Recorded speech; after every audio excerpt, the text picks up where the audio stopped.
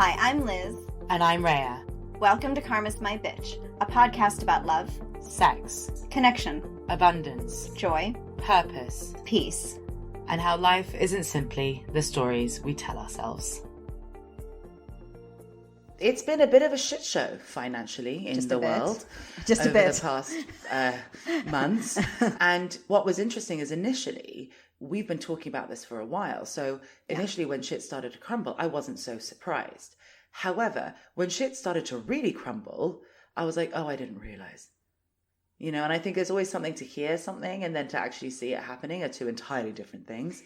Sometimes it's the same, but sometimes it's very different. But what I find confusing about it is that money isn't really something we can live without. No, it's so inextricably linked to our survival because it's why of the three tent poles that we've talked about, the three tent poles of separation, it's the one that will take the longest and many generations to really, I don't know, I don't think heal is the right word. It would just be to unfold and sort of transform. What's really interesting is that we really have, I mean, obviously, because it's a part of separation, we have such a polar view of money. We either hold it in complete regard, as in we worship it, or we treat it with incredible disregard. We really do not have a respectful relationship to money, right? It's really one or the other because of polarity. It's Which is never crazy been considering that money is effectively energy. Abundance is energy, right? Yeah. No, but what I mean is you work, so you put your own energy into something. Yeah. You get money as a result. Yeah.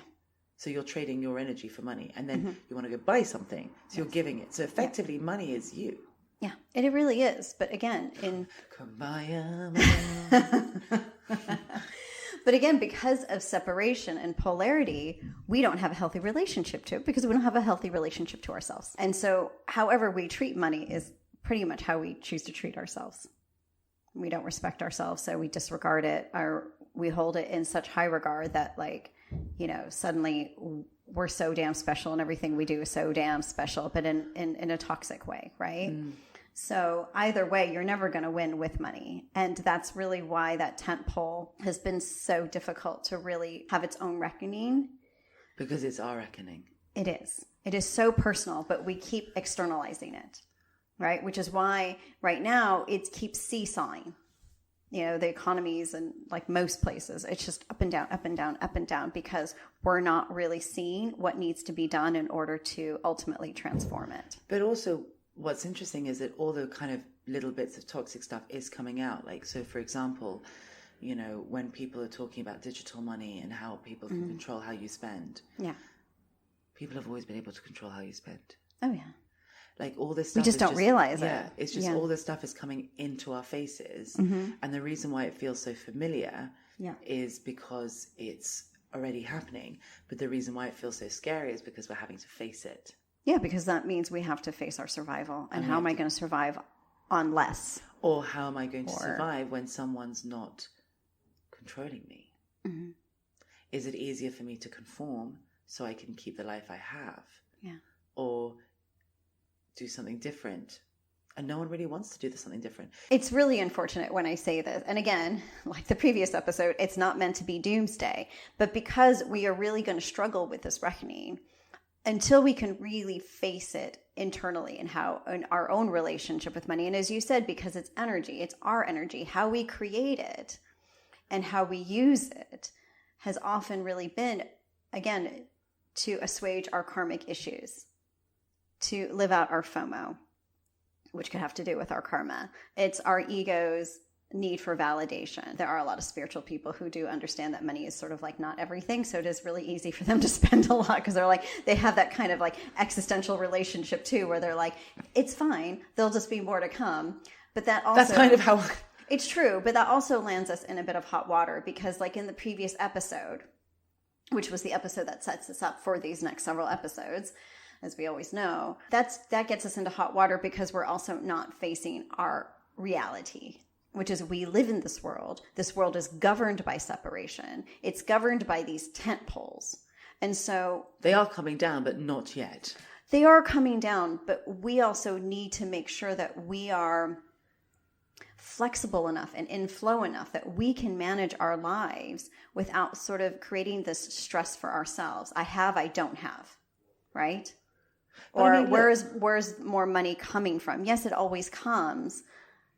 But is it really healthy for me, even as a spiritual person, to always hold this idea that it's coming, I don't know where? Doesn't really work either. Because again, that's out of your power. Exactly. Whereas if I work hard, I get what you're saying. Yeah. But if I know that I'm in the constant, if I'm in a continual process of creating my abundance, it's always going to be there. But part of that is also having that respectful relationship with money. Yeah, because you have to have a respectful relationship with yourself. Exactly, and coming into harmony with that. Oh. So shit's going to keep happening around money and around the economy until it falls apart so that we face all the polarities that have underpinned this particular tentpole and have helped it stay in power. So we're just going to keep seeing all the polarities that underpin this tentpole keep getting stretched, which means it's going to be crisis after crisis after crisis in order for us to have that particular reckoning around this. It's interesting because when I was doing this outline, I never really understood what there were very specific polarities that underpin this tentpole. I was about to ask what they were. So they're the have and have-nots. It's abundance and lack, prosperity and austerity, and recompense and loss. I have so much, I have nothing. Mm-hmm. I was born with it. I'll never have it. I have to count my pennies, so I'm stuck. Or I have everything I need so I can go nuts. Mm-hmm. You've stolen from me, so you have to give it back to me. Yeah, which is effectively entitlement. And entitlement is really one of the most toxic attitudes and behaviors that we can adopt around money. Mm. Because it's what keeps us in a sort of stagnant state around abundance. And I don't know if you'd appreciate this point, but manifestation actually helps create entitlement. Yeah, which is what sense. Makes it so toxic. It's because I've done this work. Why am I not getting this cash or whatever? I should have. Yeah. And we don't just mean like work as in, I'm laboring and therefore that can be part of it. I reprogram my subconscious. Where is the money? Exactly. Therefore there's something wrong with me because I didn't get it. And that level of toxicity is actually worse than just working hard and then just wondering where your money went. Yeah. Because it's then the universe should be giving it to me. It should be working out this way. Mm. So I thought that was a really interesting fact. No, that is interesting. It is interesting because actually the more I think about it, we have that naturally. And I think that's the difference. Like that bit, that's the spoiled bit, right? Because I think there is a fine line between money will always come and having a chilled relationship to it or a comfortable relationship with it, a respectful relationship to it, and an entitled one. Yeah. Which a lot of spiritual people have adopted. That's the difference between respecting and not, right? Mm-hmm. Yeah. I'm here for God's work. It should be happening. Why isn't this happening? Yeah. I've prayed so much. Why isn't it happening? Because you're not actually living in this world and creating things that people can buy. Exactly. And that's really ultimately the point, is how honest can you really be about your role in all of this? And how honest can you be about avenues to actually make money? What do I expect? What do people expect? Someone's just going to come along and go, well, here is a winning lottery ticket because you wrote a really good Instagram post. So individually and collectively, we will all be facing at least one of these polarities. When you've done a lot of all that work, your karmic growth process and your evolution and you've killed the ego, blah, blah, all of your relationships match that internal harmony, right? Including money. And when you can do it from that space of just, I have a harmonious relationship with money, I know when to spend it. I know not to. I know when there's something I really want that maybe is coming in a couple months. I may not know exactly what it is, but I get the sense that I'm going to need some money for it. So maybe I won't put the 10 pounds that I was going to put on a lottery ticket to that. Yeah. It's not hoarding. It's not saying rainy day. It's just knowing that I'm in flow now. And every little bit I do, it's going to always further my ultimate goal. Effectively, we have that reckoning, and it's going to be with those polarities. What's lucky is that Lebanon's done all of this. I know. All this stuff. My mom's like, oh, apparently they're having rolling blackouts. They are very stressed. Lol. I know, exactly. Apparently they're worried about the banks. Lol. I'm like, she's just seen it fucking all. Exactly. And the thing is, and that's the beauty of this karmic work, is at some point when you've done all that personal reckoning, you've seen it all. You're like, I'll survive this. It's fine. Yeah. And when you can listen to yourself, when you're that empowered, you know exactly what to do for yourself. You know what's enough. Part of being honest is also taking responsibility for the way the world is right now, the way the earth is right now. Mm-hmm. That is partly because of our relationship to greed and money. Yeah. I'm not going to lie to you. I'm going to get on that plane and go to that sunny place. But at the same time, when we're constantly doing things from this place of lack rather than joy, we always need more, because it's an empty hole. You can't fill. Yeah. You can't fill lack until it's abundant. It doesn't work that way. No, that's not how abundance You keep moving the bar up higher and higher and higher, because if you don't think you're good enough, you're never going to be good enough until you shift that perspective. So it's this constant usage. We don't get to a point where like, I'm good for now. Yeah. Well, I've reached the top of my mountain. And the only time we don't go on holidays all the time, let's say, well, it's if you go on holidays all the time, it's because you've got loads of money. If you don't go on holiday, you've got no money. You know what I mean? And it becomes this like haves, have not thing, the polarity thing that you're talking about. Yeah. And so it's just all very toxic and gross. It is. And what makes this even more toxic and gross is the fact that when there are particular people or entities that control these resources, right? For greed and money. For greed and money and power and influence that dictate how the rest of the people live or how others live, they profit off of increasing dependence. And so if we're living from the place of lack, from FOMO, from have not, if we're living from any place of unhealed karma and pain, we will never be able to fully extricate ourselves from that level of dependency. Yeah. And look, you've got to do what you've got to do in order to provide for your family and provide for yourself. And this is not a criticism at all about how people go about and that's what earning. we're saying. Not at all. No. And at the end of the day, it's like, yes, there are people right now, and there are many people, and there'll be increasingly more people who are worried about where their next meal will come from, who are having to make decisions about whether they heat their home or feed their children. And these are not decisions I would want to make. But what I'm criticizing here is at a much more expanded level. We have been using money to deal with the fact that we don't think we're good enough for so long. This is the result. Yeah. And all of these systems are set up in a way to constantly reinforce that belief, right? Yeah. And profit off of that belief. Yeah. When it comes to how to save the earth, there's no perfect solution that is about the earth because it's effectively about us. Yeah.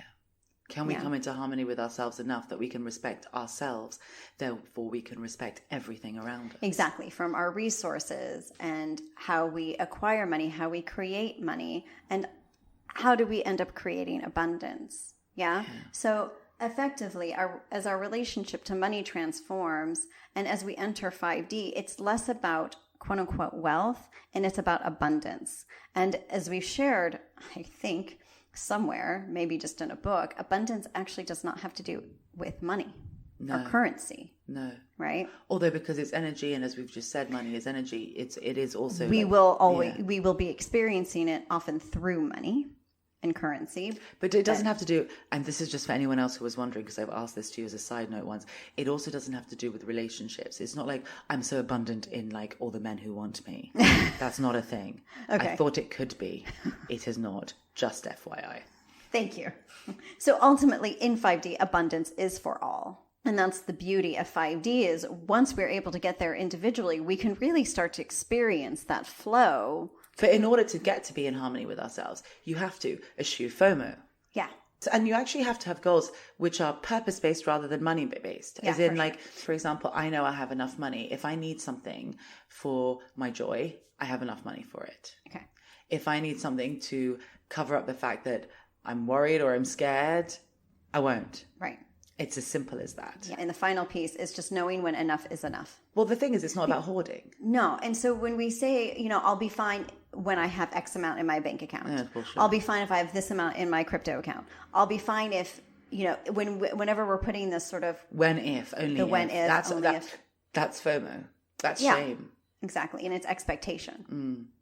Whatever it is, it's not abundant and it's not 5D. It's not harmony. No. Because it's also attaching a certain significance and certainty to something external. Yeah. Like this will buy me peace. This will buy me XYZ things that will bring me peace, right? Yeah. And so we keep holding on. But we do this quite naturally because we've existed in these kind of 3D hierarchical structures, right? That's what these temples are. Right? Yes. Even as a kid, when my nephew wants something because he's like, oh, I really want this toy, he has to ask auntie for it. Like we've always had this kind of bartering relationship with getting what we want, that we have to pay something for it. Yeah. Interesting. Yeah. Exactly. And it's not just money that we do this, it's everything. It's everything. We were talking in the last episode about relationships and conflict and things like that, but we always have been taught that everything comes at a price. Exactly. And so how can we expect our relationship to money to be any more healthy? But literally in every one of our relationships, we're taught that something comes at a price. We're taught that compromise and sacrifice are the way forward. When I think about how when I started my life in the working world and what I was taught, it was you struggle, you hate your job, you're miserable. You pay your dues. Yeah. And then you get what you want. We are constantly taught that. Yeah. And so how can we expect to come to a different mindset around money when actually everything is currency? And everything we're doing is we're giving it away and we're giving ourselves away, or we're compromising it, or we're ruining it, or we're damaging it, or we're fucking it up left, right, and center. And then we expect our relationship to money to be healthy.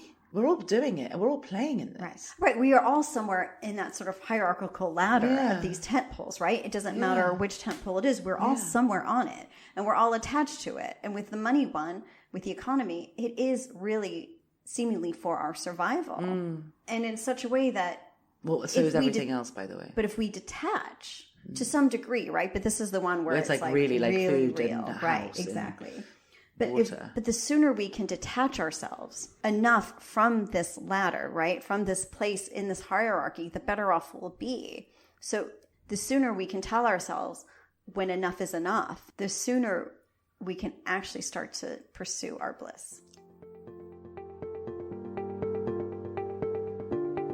Thank you for listening. For more information, articles, and inspiration, find us at karmasmybitch.com and at karmasmybitch.insta. And if you liked what you heard, please subscribe and leave us a review.